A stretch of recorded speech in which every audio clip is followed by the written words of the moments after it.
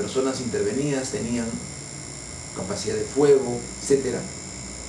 Y hablamos de indicios indeterminados cuando a través del enfoque o del estudio o la mirada macroscópica no es posible conocer su relación con el delito que se persigue, para lo cual es necesario realizar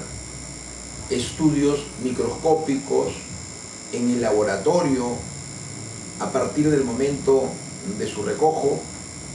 para poder vincular o no al delito que se investiga. Por ejemplo, antes de recoger manchas de sangre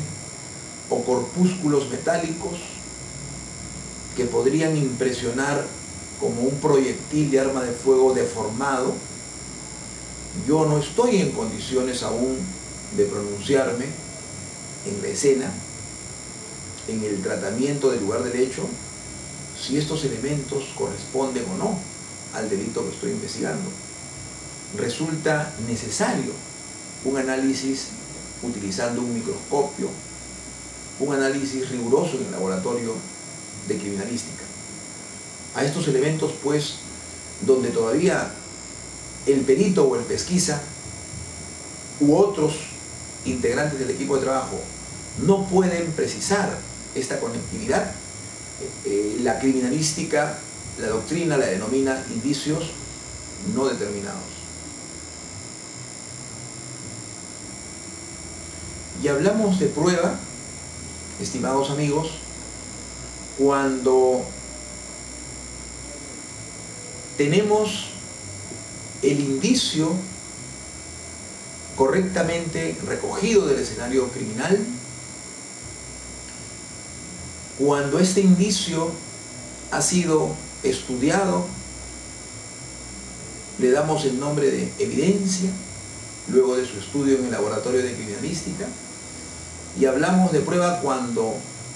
este indicio y esta evidencia han sido incorporados, respetando las formalidades y respetando los derechos de las personas a quienes se les ha incautado, se les ha comisado un determinado elemento de convicción. La prueba, como sabemos, tiene una importancia capital en un proceso penal. En función a ella se va a sentenciar seguramente o absolver. Y recordamos las palabras del maestro Caferata Nores cuando sobre prueba nos dice qué es lo que confirma o desvirtúa una hipótesis. Prueba es el medio más confiable para descubrir la verdad. Prueba también es el medio más seguro para reconstruir un determinado evento criminal. Y será solamente el juez en los actos de prueba quien incorporará este elemento a un proceso penal, reitero, siempre y cuando, sí y solo sí, se han respetado las normas procesales y las garantías constitucionales. De no ser así, entraremos al tema de las pruebas prohibidas, de las pruebas ilícitas, que la doctrina aborda y lo estudia, y sobre todo no permiten que forman parte de un proceso penal, como sabemos.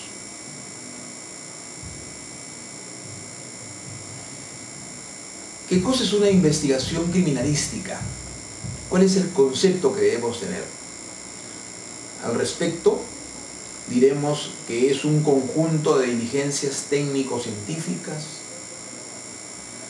inmediatas al conocimiento de un hecho que realiza el perito de criminalística en la escena del crimen para comprobar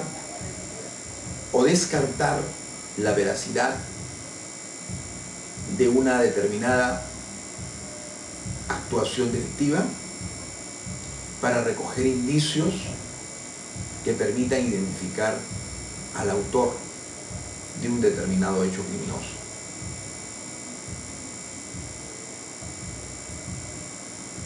Cuando la diligencia de inspección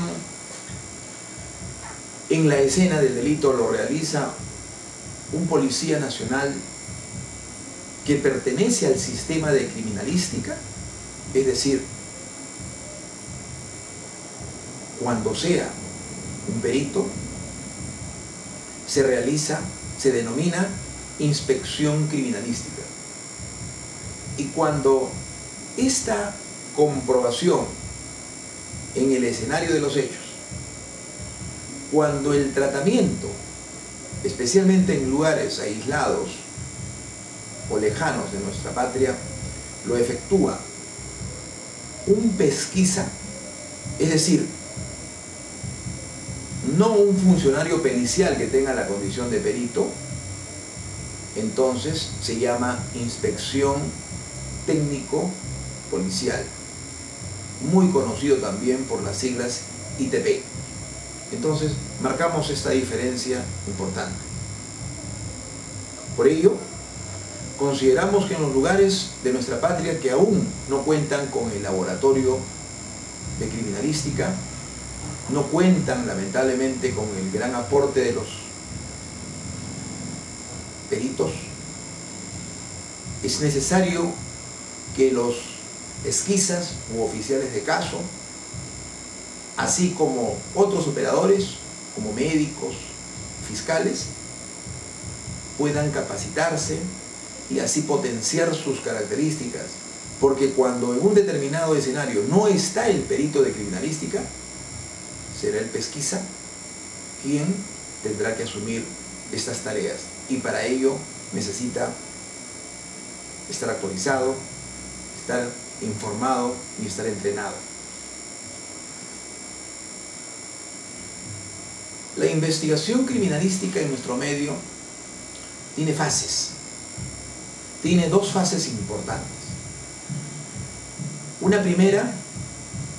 a cargo del personal de comisarías de la Policía Nacional o de las unidades especializadas,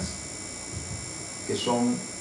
delegaciones que cuentan con policías especializados en el campo de la investigación criminal. Esta primera fase a cargo del personal de comisarías, o llamadas también de las DIVINCRIS,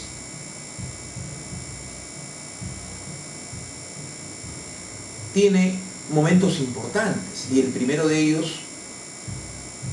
es el denominado conocimiento del hecho, que, como lo vimos en la sesión anterior, es el primer eslabón, la primera estación, la primera parada, entre comillas, si cabe el término, del esquema metodológico de investigación criminal que hablábamos en la primera sesión. En este conocimiento del hecho, en este primer momento importante en donde la información respecto a la comisión de un delito llega por primera vez a los operadores, que puede ser ya en el marco del nuevo Código Procesal Penal, al fiscal o al policía investigador, se caracteriza porque la noticia criminal debe llegar a estos protagonistas de la investigación por cualquier medio, a través de una denuncia escrita, en casos de delitos violentos, por alguna información confidencial, por alguna información periodística, etc. Y es necesario comentar aquí que la actuación de los operadores tiene que ser pronta. Este conocimiento amerita un estudio y una actuación inmediata por parte de la Fiscalía y especialmente de la Policía Nacional, quien, por su función, por la cobertura a nivel nacional, generalmente son los primeros que tienen conocimiento de esta noticia criminal. Por lo tanto, es importante también dejar constancia que el simple retardo en denunciar o comunicar hechos delictivos, particularmente en delitos violentos, ya me dará, como operador policial, pistas interesantes respecto al comportamiento de las personas que tuvieron conocimiento y sin embargo no pusieron en su oportunidad dicha información de las autoridades policiales.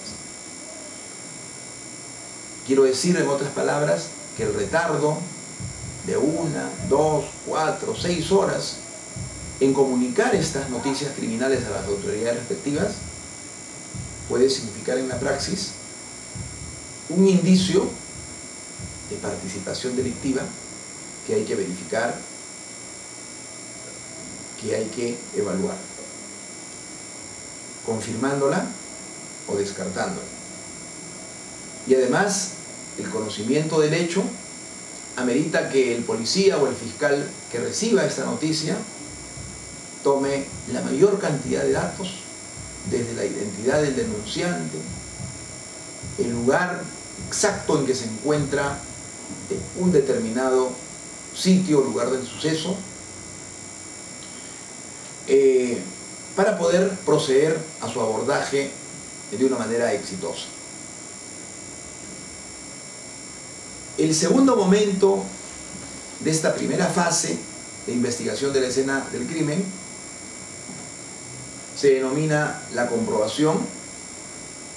de los hechos, que es una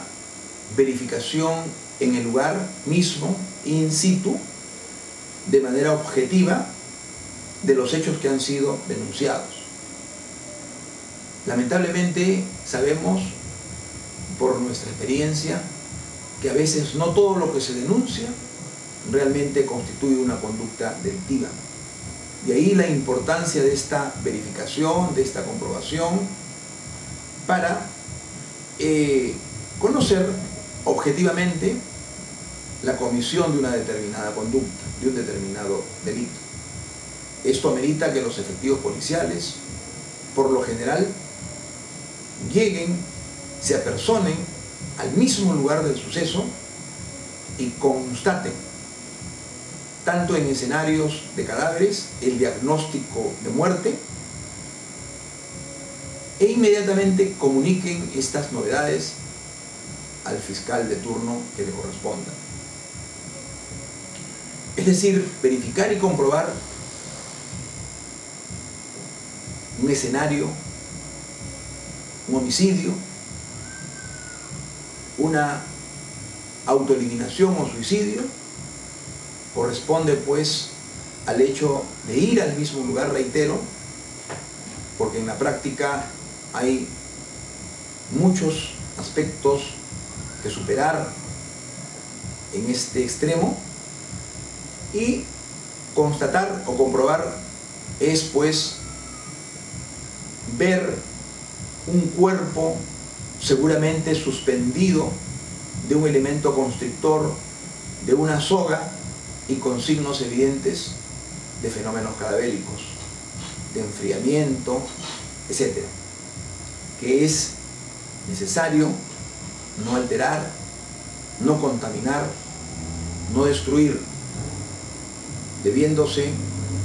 esperar, previa comunicación, la llegada del fiscal y del personal especializado de criminalística, así como a los policías de la unidad respectiva.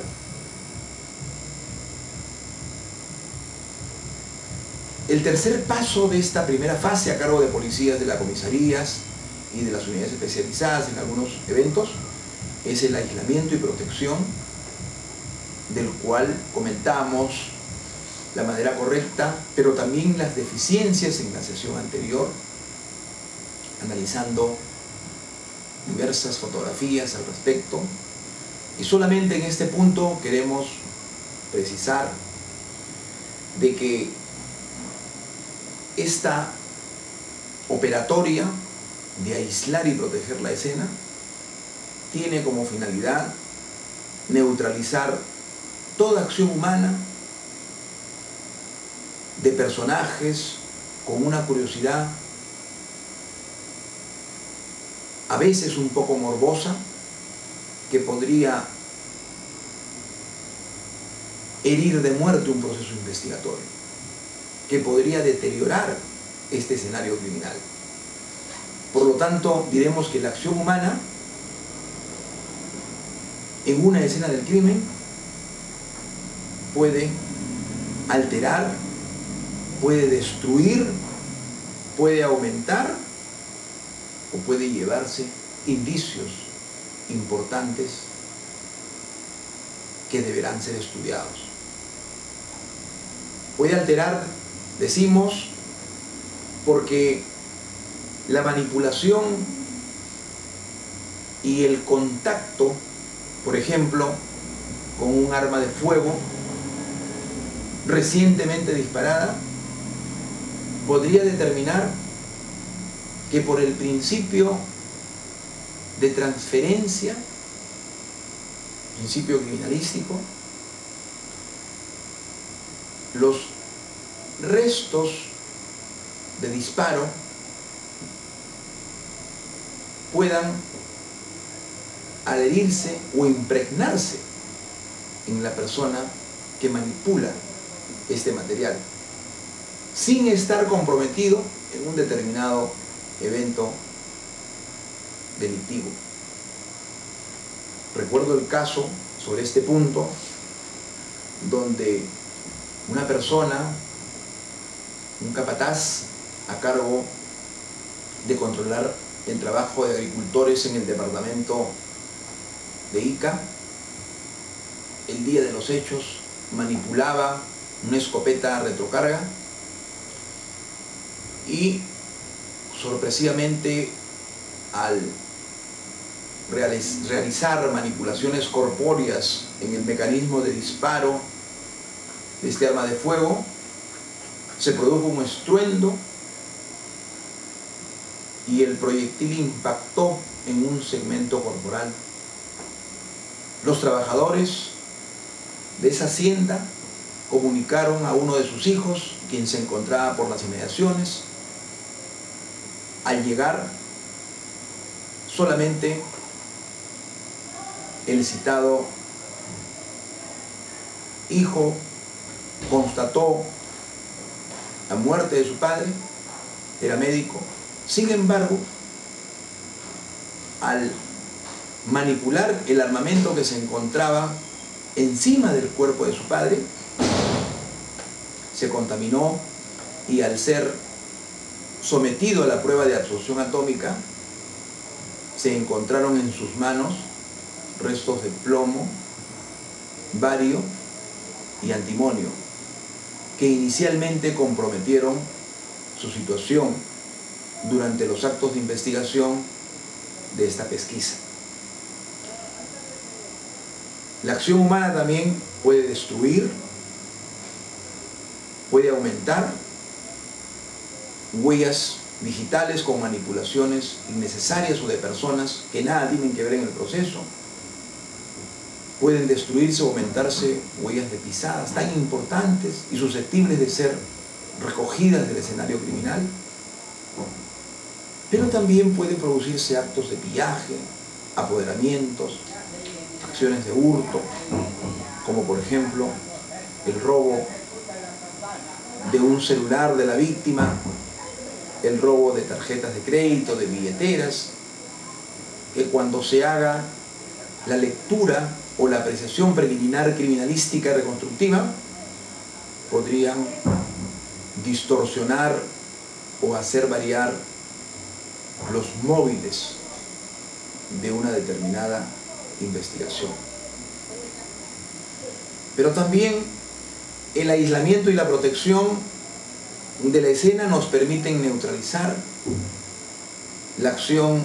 de fenómenos atmosféricos, de fenómenos naturales, y por lo tanto se deben tomar las medidas del caso, generalmente a cargo del personal policial que presta servicios en las comisarías. Los comisarios, siempre insistimos, deben de tomar nota y estar al tanto de una de las novedades de mayor importancia en una jurisdicción determinada, en un distrito, que es el hallazgo de un cadáver, que es la producción de una muerte sospechosa, para proceder de inmediato a la protección de este importante espacio físico. Además, este aislamiento del escenario en mención tiene una importancia capital, toda vez de que es aquí, en esta escena, en donde se inicia el procedimiento de seguridad denominado la cadena de custodia, que consiste en garantizar y asegurar a través de un protocolo que lo que se recoge en un determinado lugar va a llegar en las mismas condiciones al juicio oral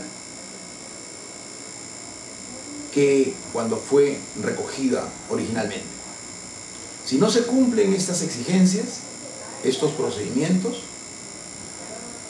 todo lo que se halle, todo lo que se recoja, se procese y se estudie en un determinado lugar, será cuestionado por la defensa, por el abogado defensor, quien podrá decir, como nos recuerda el profesor chileno Mauricio Duche: nadie tiene por qué creer que este cuchillo es el cuchillo encontrado en la escena del crimen simplemente porque el fiscal lo diga. Por lo tanto, no puede suponerse que el indicio sea evidente, ya que ha de demostrarse,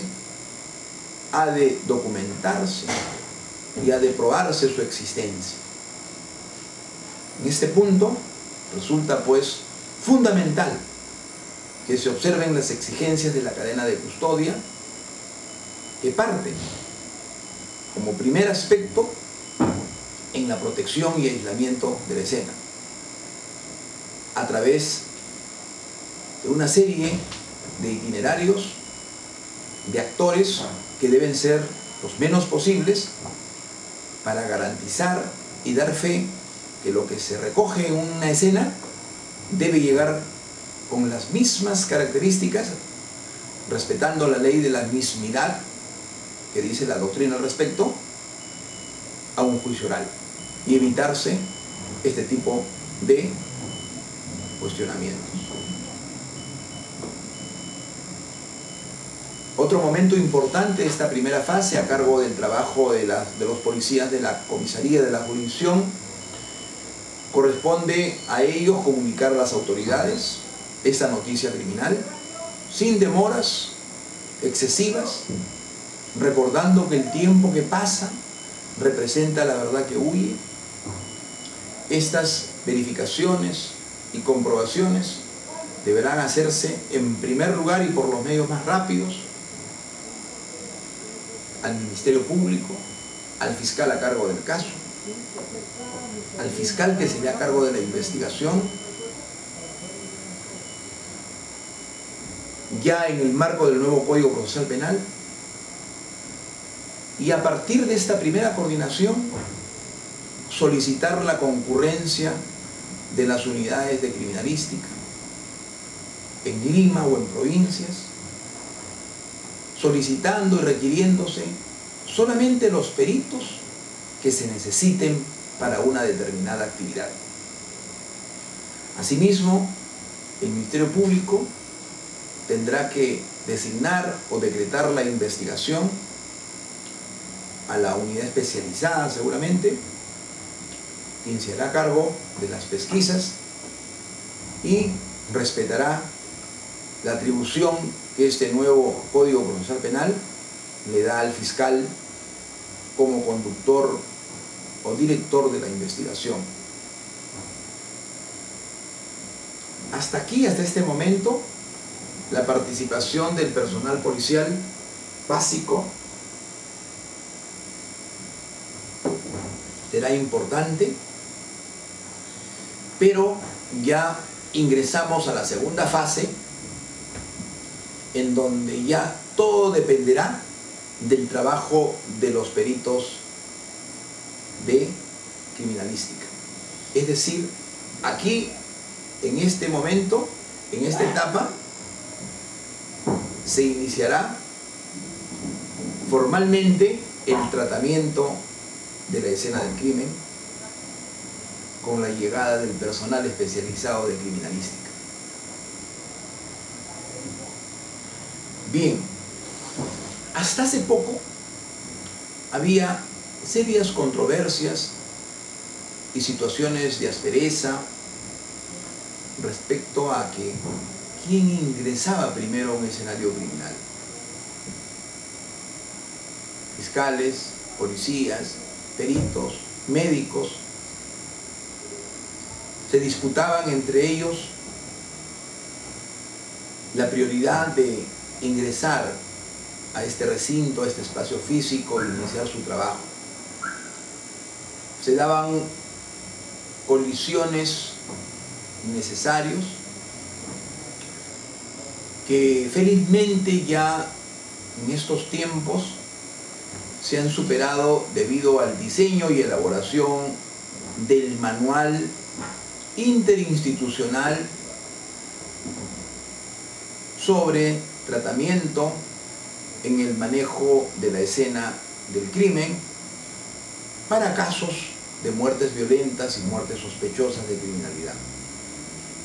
Este trabajo corporativo, que saludo, ha venido a solucionar un tema álgido donde de manera aislada se producían y que atentaba contra un trabajo en equipo profesional y técnico. Hoy en día está claro que quien entra en primera instancia a una escena del crimen es el perito criminalístico. Y de este grupo se le debe ceder la precedencia al más caracterizado, al líder, al que tiene mayor experiencia y que generalmente recae en el profesional que maneja el área de inspecciones criminalísticas o que pertenece o que hace la función, quiero decir, de perito de la escena del crimen propiamente.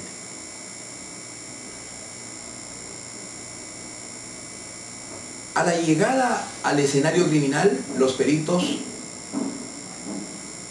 de criminalística, particularmente el perito de la escena del crimen, debe de recibir la información básica, previa, el reporte del policía que está protegiendo la escena, del pesquisa, si es que ya se encuentra en este lugar, quienes deben reportar datos preliminares para proceder a hacer el registro cronológico de los hechos. Al respecto, debe quedar clarificado y consignado por escrito la hora del descubrimiento del hecho, es decir, quién fue el testigo, el vecino, el agraviado que descubrió en casos de delitos contra la vida un cadáver determinado. La hora es muy importante, que no quiere decir, que no significa que sea la hora en que lo mataron, sino, reitero, la hora del descubrimiento. En segundo lugar, hay que establecer la hora en que se dio aviso a la Policía Nacional, debiendo transcurrir solamente un tiempo prudencial, un lapso de tiempo que amerite el término de la distancia, teniendo en cuenta la urgencia de este tipo de noticias. Y aquí, reitero, puede haber un desfase, puede haber novedades, puede haber demoras entre la hora del descubrimiento del hecho y la hora